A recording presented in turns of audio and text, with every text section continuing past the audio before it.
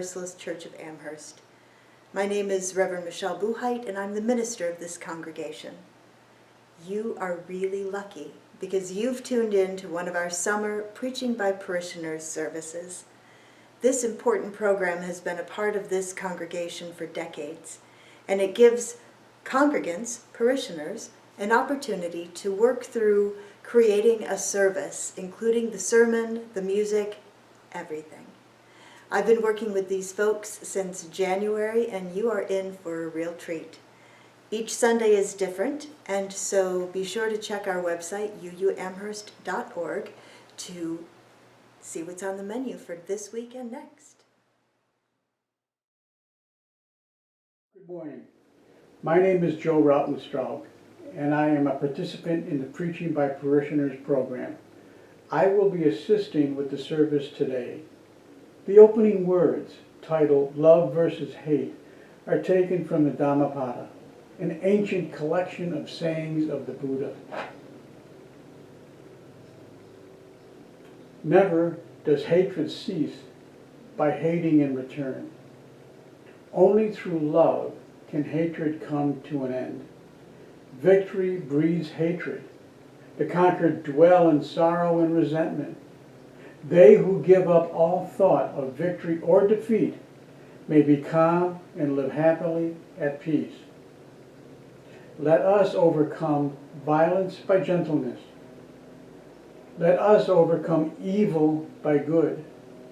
Let us overcome the miserly by liberality. And let us overcome the liar by truth. We begin our time together by lighting the chalice. The flaming chalice is the symbol of Unitarian Universalism, the light of truth, the warmth of community, and the fire of our commitment to bring more justice and compassion to a hurting world. May the flame we ignite burn brightly in our hearts and shine through our lives. Before the story for all ages is read, I would like to share a few notes about the author, Chara M. Curtis. Inspiration for All I See is Part of Me came to Chara while sitting on a river log one sunny day. She said, acknowledging the support of that log, the river and the surrounding forest evoked a vision of billions of dancing lights of life. Everything I saw was of the same essence. I was part of a sea of love and light. Later that evening, I was given the gift of these words. It was a gift meant to be shared. Nikki Tannehill will share the story with us. All I See is a Part of Me by Chara M. Curtis. I am a part of all I see, and all I see is a part of me. I am my hands, I am my feet, I am the be across the street. I am the moon, I am the stars, found in candy bars. I used to think that I was small, a little body, that was all. But then one day I asked the sun, who are you? He beamed, we are one. But sun, how is this true? How can I be both me and you? He smiled, you might ask Sister Star. She too is part of who you are. And so I waited till the night, and when darkness let me see her light. Sister Star, how can it be that I am you and you are me? She glowed, you're larger than you know. You are every place there is to go. You have a body, this is true, but look at what's inside of you. I closed my eyes to see within. I saw a light. It made me grin. It reminded me of Sister Star. She said, that light is who you are. Your body is just a little part of the light that shines within your heart. In all the world, in all of space, your light shines bright. It's every place. And when you join it dot to dot, you'll see that you is what you've got. All the plants, the animals and trees are in your light, and you are these. Look inside each one you meet and see your light. It's so complete. Inside, outside, below, above. Your light, see your light and feel its love. You're asking you when you ask me, so you know everything, don't you see? I looked again at all my light and saw that Sister Star was right. For every question there could be, the answer is inside of me. All I ever had to do was ask the part of me that knew. And then I said, there's something more. Each question opens up a door. And every door that I walk through leads to a part of me that's new. Thank you so much, Sister Star. I love that part of me you are. I wondered as I climbed in bed, does all of me sleep when I rest my head? And then a voice, I guess was me, replied and spoke most lovingly. Even when you sleep, you are awake in every shining star. I snuggled with my teddy bear, and in its heart I saw me there. You are me, and I am you. You love me, I love you too. I closed my eyes and found my light dancing with moonbeams in the night. I said a prayer I know was heard, 'cause all that is hears every word. And I can see in all of me that there can be no end in thee.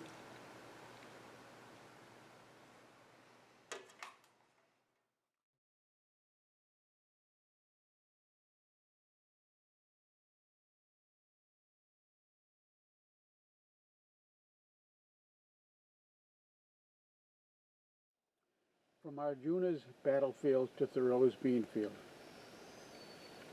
In this talk, I present my view that the life lessons taught through the metaphor of a struggle on a battlefield, as depicted in the Bhagavad-Gita, can be better taught through the metaphor of a transformational beanfield or garden. The Bhagavad-Gita, which means the Song of the Blessed One, is an ancient Sanskrit text that is part of India's national epic, the Mahabharata. The setting of the Gita is the beginning of a battle between two branches of a royal family. Arjuna has a charioteer, Krishna, who is the incarnation of a god, drive him into the open space between the two armies, where he surveys the combatants. Overwhelmed with dread at the imminent death of so many brave warriors, some of whom are actually his cousins and former teachers, he drops his weapons and cannot fight. This is where Krishna begins his teaching.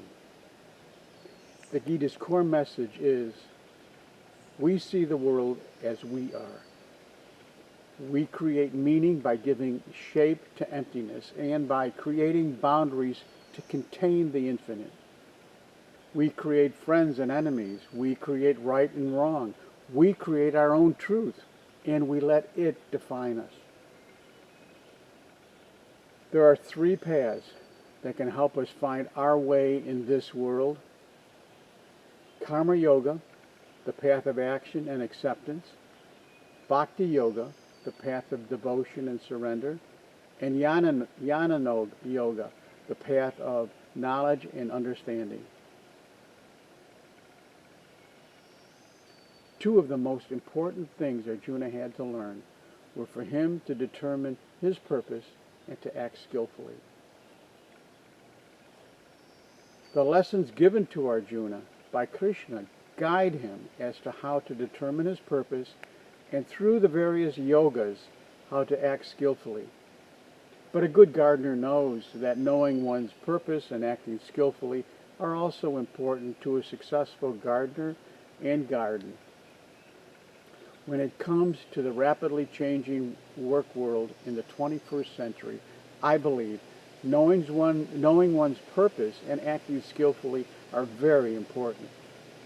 Concerning the question of the use of a battlefield of war, Mahatma Gandhi has said, the Gita is the description not of a war, but a conflict between two natures in us, the good and the evil.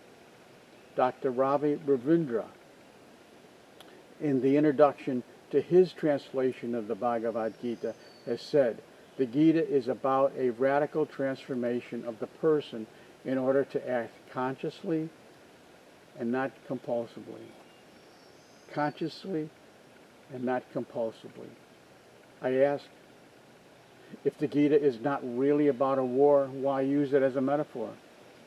Also, what effect does the use of the war metaphor have on our consciousness? Metaphors affect the words we use. Metaphors do assist us in clarifying and focusing as well as framing our thoughts. Metaphors set the stage from which ideas are presented. They attempt to convey not only an understanding, a meaning, but a feeling about a person, a people, or a thing, in addition to influencing the speaker's and the listener's feelings or perspective. Hateful, fear-laden words encourage anxiety and discourage understanding and skillful action. When Arjuna first questioned what he should do on the battlefield, he did so out of his conflict about his responsibility to fight and the need for him to kill cousins, former teachers, and friends. I maintain that the situation sparked the last glimmering of a conscience deep within him that had not completely been smothered by his training. Krishna presents a philosophy that provides a rationalization that may help to resolve this dilemma. It is important to note that what might have been right action for Arjuna, who was a warrior and expert archer more than 2,000 years ago, may not be the right action in the emerging 21st century culture. Martin Luther King Jr. said that hate cannot drive out hate, only love can. When one hates someone and acts hateful or violent on it, it just helps to continue the cycle of hate and violence. The problem with the battlefield metaphor is that it is often used in ways that are not encouraging or helpful to dissolving the boundaries or the walls that divide people. To me, a battle represents division, defeating the other. And if there is growth, it is at the expense of the destruction of something. To me, a garden represents one of the great carriers of life and can be at the same time a sanctuary. a connection, and a vehicle of transformation and of healing. A garden or field represents working, playing, connecting with nature, while a multitude of elements of earthiness, air, water, and sun are going through a constant dance of change and transformation. The same earthiness, the same air, the same water, and the same sun flow through all humans, all animals, all plants. We are all connected. There is only one of us. This not only represents a change of a primary metaphor, it represents a change in perspectives, a change in paradigms. In the book Walden, when Thoreau refers to his hard work in hoeing his bean field, he compares himself to the Greek mythological figure of a North African giant who wrestled with Hercules. He remarks that my beans attached me to the earth, and I got strength like Antaeus, emphasizing the possibility that his bean field helped to reconnect him to the earth, to his source, to his purpose. Many agree that the major challenge facing the world today is the degrading of the earth's environment related to humankind's activities of dividing it up into battle-like fields to be separately exploited without any awareness of the harmful effects to others. Some believe we have lost our connection to the earth. Actually, I feel it is we who broke the connection, perhaps more than 10,000 years ago, when we perceived ourselves as better than and separate from our kin in the animal and plant kingdoms. I humorously came to this realization when I read a sign while walking on the grounds of the Katrona Institute of Theosophy in Ojai, California. It read, "Pets, please keep your human on a leash. Please keep your human on a leash." Using our newfound knowledge without the needed wisdom to guide the use of that knowledge, we pulled and we pulled until we broke our connection with our nature and voluntarily left the garden. It seems to me that we're beginning to realize that it may be time to return to our former relationship with nature. Somehow it feels right to be back in the garden. All kinds of garden activities are needed. There's knowledge to be gained, actions to take, whether it is diving deeper into ourselves, discovering our purpose, helping our neighbor, working for social justice, or providing compassionate service through a government or private corporation. We may be able to gain insight from the yogas talked of in the Bhagavad-Gita. At a time when there is a growing sense of the interdependence and unity of all life, there may be a need to revisit, to reevaluate the value of the battlefield metaphor as a tool for creating harmony within ourselves and among peoples. More than 2,000 years ago, it was proposed that it may be a good idea to love our enemies. Perhaps it is time to revisit this idea. Thoreau said at the conclusion of his book, Walden, "Only that day dawns to which we are awake." Only that day dawns to which we are awake. It seems to me that we just may be waking up. Good morning.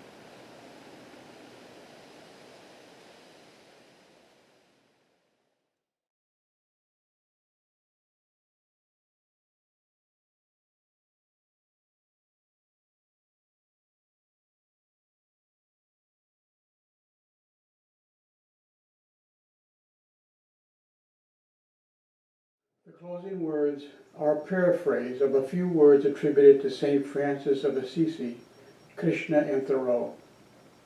May we become gardeners of harmony. Where there is hatred, may we sow seeds of love. Where there is injury, let us plant healing seeds of pardon. Where there is doubt, may we plant seeds of faith. Where there is despair, may we plant seeds of hope. Where there is darkness, may we share our light. And where there is sadness, may we sow seeds of joy. May we be awake at each dawn, and may we not so much seek to be consoled as to console, to be understood as to understand, to be loved as to love, to be served as to serve. For it is in giving that we receive, and it is in pardoning that we are pardoned.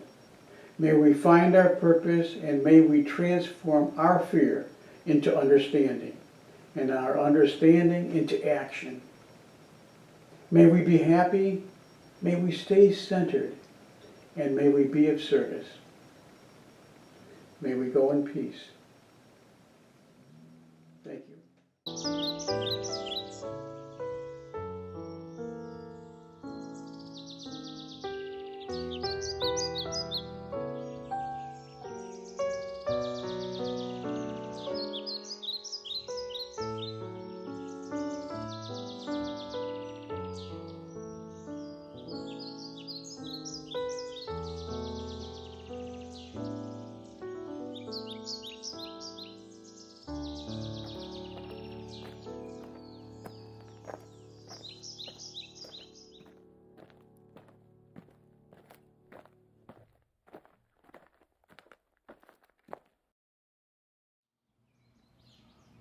Thank you for joining us in worship today.